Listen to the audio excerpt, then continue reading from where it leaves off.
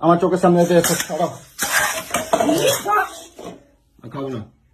বস ওখানে বললাম ওখানে বস আমি খাবো না বলছি যে আমি খাবো না। আমি আমি আমি এখন হোটেলে গিয়ে খাবো। বস এখানে আমি বলে দিলাম তুই যদি এক পা এখান থেকে বেরিয়েছিস আমি তরকারি ফেলেছি তোকে আজকে আমি কেটে ফেলবো বলে দিলাম।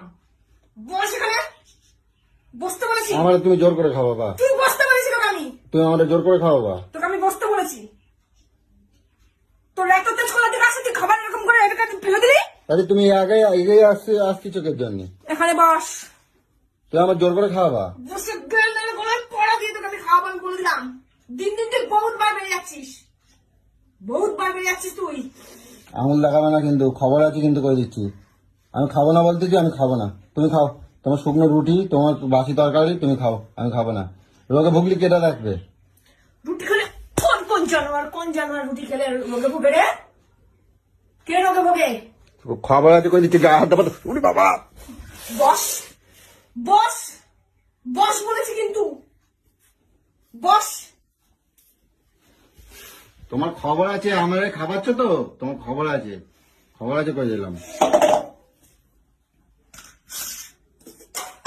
গেল গেল তুই গেল।